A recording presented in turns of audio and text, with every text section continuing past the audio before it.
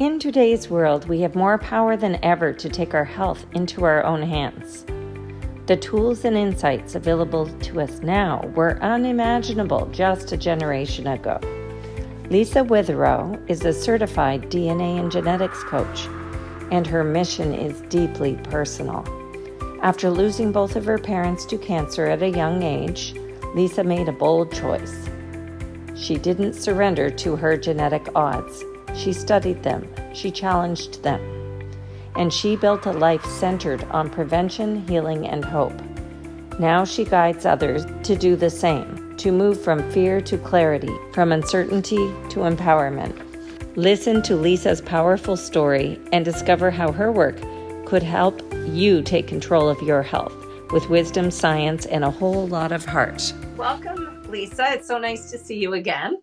Nice to see you too. I love our talks. We talk about health and it's always motivating. I know that you have a big story, and I know there was a time when you had a lot of fears around your health, and you've taken that and embraced turning your fears into something empowering. Sure. Yeah, it really is why I do what I do now as a career. But it's interesting because I didn't really see it as fear as much as just a reality that I faced because I grew up always believing subconsciously that I would die young. And it was because my mom died when she was 29. And I saw through my life, I saw many people struggle with illness and really not go through the healing process as I would like to have seen it, with obviously my mom so she was sick from age right around 26 to 29. And then my dad died when he was 53. And in between there, I had a very close friend who I lived with a family, and he died when he was 36. So I all through my life as I was growing up, I saw people die young. And it wasn't, like I said, I think it was a fear, but I didn't live through fear. Like I wasn't thinking of it as fear. I just felt it was a reality that I had to deal with. And it was something that because it was cancer for both my parents, I felt that it was a predetermined genetic thing, of course. Now, this was before the genome was sequenced, in 2003. So there wasn't a lot known about the limits or the opportunities when it comes to genetics, but it was something that I really had to reframe when I was pregnant with my first child because I realized that's not an option for me anymore. I need to be here and I'll do whatever it takes. And really poured into the education around nutrition and all of the all of the opportunities that we have to improve our health and prevent illness, protect ourselves, and improve our status. So really, that's what I did. Really, in my 30s and beyond, every year and every opportunity, I try to improve and get to know more about my system and really understand what it is that is making the difference. So it's really paying attention to what is helping us. And then to up level that, it's to know your genetics and to appreciate what our efficiencies are in our bodies and what are the inefficiencies. Could you give me an example so that it makes sense to the viewer? Sure. So first, let's talk for just a second about the supplement and what you're talking about with root cause. Because taking a supplement could address a root cause. If we know that our bodies don't absorb vitamin D efficiently through sunlight, or that our bodies don't utilize vitamin D efficiently, then we have a root cause of why we would need to be taking that supplement and that it would be necessary all the time, rather than just taking it in the winter months, which a lot of people do. it may be necessary because we know our capability, looking at our genetics and also getting a sense from our environment or from our experience, even that we know that during the winter months we might have lower mood, we might have more difficulty waking up early in the mornings and feeling energetic throughout the day and all of those things. I think it's important to look at root cause though, in all cases. And as you mentioned with cancer, it's another very important step to take when it comes to prevention. Mm. When we look at cancer, and it depends on what type of cancer it is to really identify the root cause. Now, we can look at different areas like our nutrition, our detoxification pathways. We need to understand how well do we process the methylation nutrients, like all the vitamin Bs that we take, because if we don't absorb those efficiently, we need to figure out a better delivery system. If we don't do that, we are more susceptible to different cancers. If it is an estrogen based cancer, then we need to look at our hormones and what our hormone balances are, and even the cortisol, how our bodies manage cortisol, and it all adds up, you know, it all comes together. The detoxification pathways are important for all of the cancers because we need to be able to manage our toxins. We need to be able to eliminate the toxins efficiently and not be overwhelmed by them or have a sudden influx of them and not be able to manage them properly. It's so important to have a structured approach from all angles that supports the body. And when we know our body's specific needs, it's much more effective because we're not just giving ourselves a generic approach. We're really looking at what our individual needs are. Now, it's kind of interesting because it's a given to me that we have a toxic world because I've been affected by that. However, I've heard of many people, like medical professionals on Instagram, online, in the local system, saying, "Oh, our bodies are perfectly capable. All we need to do is eat healthy." And I'm the perfect example of somebody who eats healthy, largely unprocessed foods. I do my exercise, yet I was still over toxic.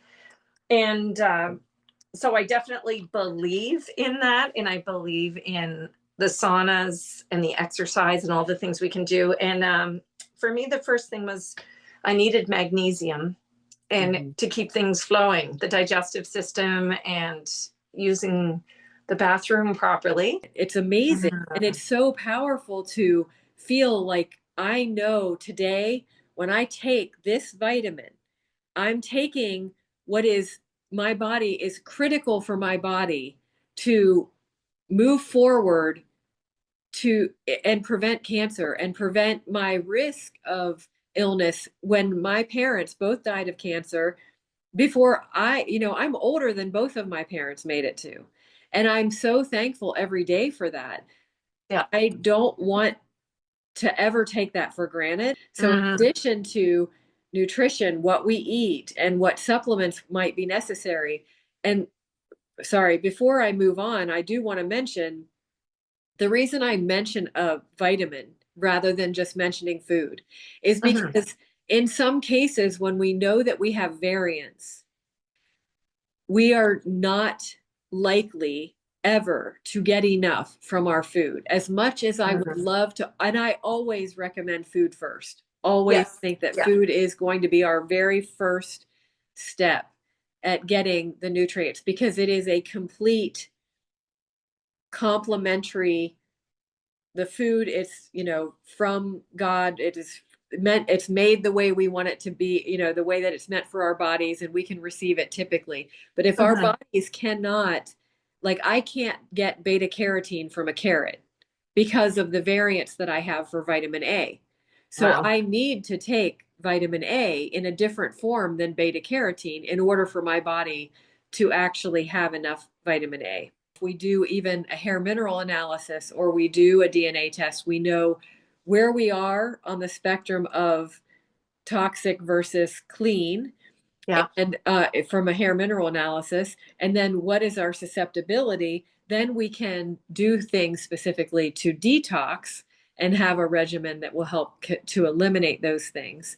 Mm. Another category I would say for cancer, so we've done mindset, nutrition, detoxification, hormones, I would say would be really valuable, because we want to know if we have an estrogen-based cancer, as an example, or a hormone based, it could be testosterone too. But when we look at, things being high or low in our system, like hormones being high or low, we want to make sure that we are giving the body every opportunity to rebalance. And Mm. when we see, like I do a Dutch test, and that is, not across the board, but if someone's really showing signs within that Dutch test, we're also looking at how the genetics are serving us for the detoxification pathways and what CYP flow their body is naturally taking to eliminate those hormones. And if it is, there are three pathways that are primarily what we're looking at. And if you're going down the wrong pathway, then you are more susceptible to cancer. And there are some tweaks that we can make if we realize that we can adjust. And then the other would be movement. We need to move the lymph, because if you think Yeah. about, here's a concern I have for sure, is when we look at lymph nodes, we think about, you hear all the time, well, they found that cancer was in the lymph nodes. And so now they've removed the lymph nodes because the cancer migrated to the lymph nodes. Mm. The lymph nodes are there to manage such things. They are actually there to eliminate and draw away cancer cells or toxins or whatever it is, to carry it out of the body. And we are trying to preserve the organs. Our critical organs cannot handle cancer at the level, any cancerous cells. We don't want it to add up. So the body says, okay, let's move it into the lymph and move it out of the body. We need to get that lymph moving through exercise. And they have the vibration plates now, and you can have a yoga ball or a trampoline, like a mini trampoline. But all of these are ways that we can move the lymph to get it out of our system. Walking, running, jumping, jump rope, things like that. We want to make sure we're moving the lymph. And when we have a sedentary life, that's presenting more of an issue where we're not getting that out. The other thing I would say is, if we are dealing with cancer, and please don't panic if they have removed some of your lymph nodes, because it happens. That does happen often. But we need to make sure we're not ignoring the opportunities to then compensate and give ourselves that lymph movement through our bodies, because what is remaining of our lymph system needs to be efficiently moving and getting these toxins out of our body. And what can you do as a DNA coach? Could you step me through the process of what they're signing up for, how much it's going to cost, what's the follow-up, and what's the benefit? Sure. Yeah, it's interesting because I think most people are at that point, they're ready to really see results and really know that they have more control, because they've experienced that, kind of the back door is open. We don't know if there is someone who's invaded your space or if they're still there. We don't know if anything's taken. That's kind of the analogy that I use when you're told that you have cancer, because you're like, here I am. I'm in what should be a safe space in my own body, and I'm being told that it's been invaded, and I have no understanding of how I can get this person or this entity out of my body and what I did wrong in the first place to allow for it to invade. So, what I want to do is be able to give people their power back. And Mm. knowledge, in this case, knowledge that you use to your advantage, is very powerful. And so, getting to know your body and understanding what you need to improve the efficiency of your nutrition, the absorption of your nutrition, the balance of your nutrition, looking at your genes to, I mean, literally, I step through all of the how efficient is your body at processing and absorbing and converting vitamin A, vitamin Bs, all the Bs, vitamin C, D, E. I mean, we go down the whole list of everyone. We look at glutathione, we look at like what is your body dealing with that could be compensated for through food or supplementation. Mm-hmm. And then we look at detoxification. How efficiently does your body detoxify? And, what is your likely toxic burden? And then we look at how your body is managing oxidative stress. And then we look at inflammation, and we're able to understand how well your body recovers from an inflammatory state, whether it's due to illness or whether it's due to an injury. And it's really fascinating to understand as everything, because they all add up to either health or illness when you see Mm-hmm. these efficiencies. And really, when we understand the body, the final category is gut and immune health. And that's obviously critical because when we look at the gut, it's responsible for, they're saying, as much as 90% of our immune function. So we want to make sure that absorption of our nutrients is clearly important when we talk about the gut.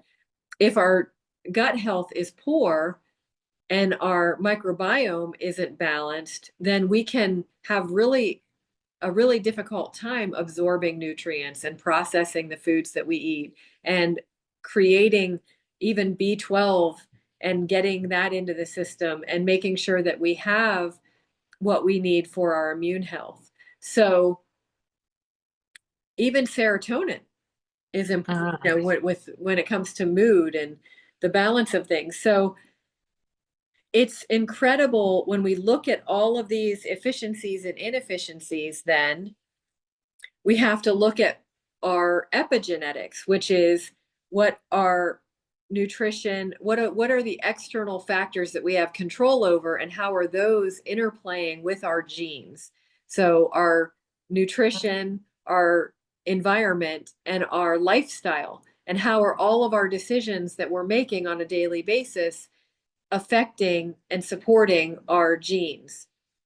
And then we create a plan that brings those together to make sure that we are matching everything up and reaching the goals that we each have as individuals to move forward and achieve the health that we really desire. And then, of course, we, have to monitor that, implement it and monitor it and see how we're feeling and make sure that everything goes as planned, because we are a dynamic system, and we need to make sure that we're really respecting that and listening to the body. So it's not just like a one for one where we make the decisions and it's done. We have to implement it and evolve it as we go. So I'm just curious how much, if I wanted to get started. Mm-hmm. Really, my system is all inclusive with my program. Because it is a process, it's very difficult to understand all your genes and go and create a program, or excuse me, create a health strategy all by yourself. Mm-hmm. I was trying to make it more of a systematic approach where they're like 10 minutes a day, little sessions where you have 10 minutes a day that you invest in learning a little bit here and there about genes and about health, and really kind of building your plan gradually. And then we have weekly calls where we all get together and talk about the particular areas and any questions that people have, and looking at health in general. So the test itself is included in the program, and it is definitely an investment, but it is so worth it, because it is a 12-week process of building your own strategic health plan.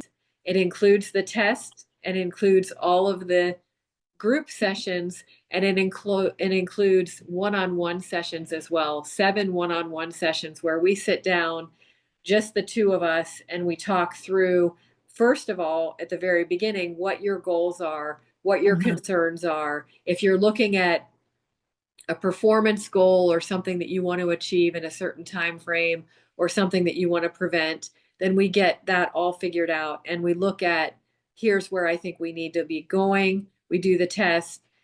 Then you start walking through the self-paced information.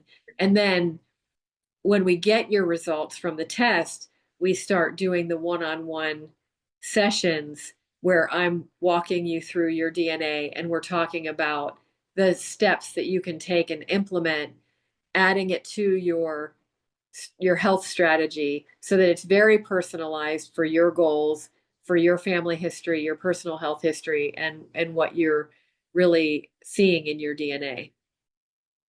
Well, can I share with you what I think about that price? Yeah. That if I could go back in time and say, I'm going to spend that amount of money, I would have a whole lot more money right now. Yeah. Really, it's our future. It's seeing our grandchildren. It's being able to make money. It's being able to travel in retirement. It's not very much money at all, when you think of how powerful it can be. And for me, buying random supplements, knowing that I had a symptom and Dr. Berg told me this supplement online could help me, I've spent a lot of money on things that probably I didn't need. I've had suggestions, people who've already gone through my program, who have said, now that I see what all it entails and everything that it gives, like, you really need to charge more. But the fact is, and the group name has changed to Better with Age. And I think this falls in perfectly, because when you talked about the hike, I thought the first thing that came to mind was, if I'm visualizing the future I want, it's going to be hiking. It's going to be international hiking, exploring and enjoying life. And I want that so badly for myself. And that really, for me and for so many people, it's health dependent. Definitely. Everyone needs to spend time focusing on their health. Yes. The fact is you can't see, there's no person in this world, living anywhere in the world, that can take their health for granted, and have it not impact their livelihood, their quality of life, and their longevity. It's just not going to happen. We are allowing for outside entity to make decisions for us as far as what we need. The insurance companies make the decisions for what they'll pay the doctors for what we actually receive. And I have a problem with that, not because the doctors or even the insurance companies are intentionally withholding the care that we need. It's the fact that they don't know what we really need. That's why we need to know ourselves better, and we need to be able to assert ourselves and say, this is what I know about my system. This is what I'm recognizing as improving things or detracting from my health. And this is how I'm going to make a difference. Great. No, that's great. Thank you very much. Thank you too. Okay, well, I'll be in touch. Thank you. Bye. Bye-bye.